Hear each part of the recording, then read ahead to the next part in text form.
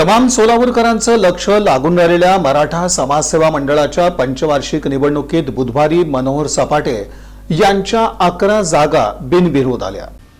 मराठा समाजसेवा मंडळाच्या पंचवार्षिक निवडणुकीत बुधवारी 11 जागा बिनविरोध आल्या। आता अध्यक्षांसह 4 जागांसाठी निवडणूक लागली आहे।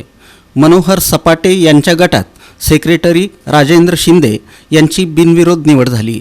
तसंच 10 संचालक शिवदास चटके, विनायक पाटील, अशोक चव्हाण, प्रभाकर खंडाळकर, नीलकंठ वाघचौरे, सुरेश पवार, मुकुंद जाधव, नागनाथ हावळे, मंगेश जाधव, अलका सुरवसे या सर्वांची बिनविरोध निवड झाली।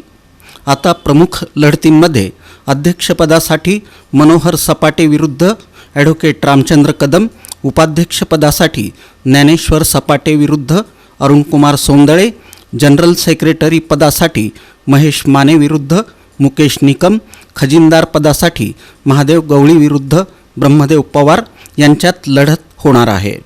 या निवडणुकीसाठी 226 मतदार मतदानाचा हक्क बजावणार आहेत। 1993-94 सालापासून मनोहर सपाटे यांचं संस्थेवर आजपर्यंत वर्चस्व आहे। या निवडणुकीच्या माध्यमातून मनोहर सपाटे यांना कोंडीत पकडण्याचा डाव विरोधकांनी साधला आहे। या निवडणुकीत सपाटे यांनी विद्यमान संचालक नामदेव थोरात, रेखा सपाटे, सुनीता साळुंखे, वसंत सावंत, निवृत्ती केत यांना उमेदवारी दिलेली नाही।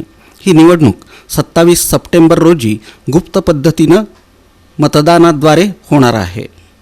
संस्थेच्या या निवडणुकीकडे संपूर्ण जिल्ह्याचं लक्ष लागून आहे।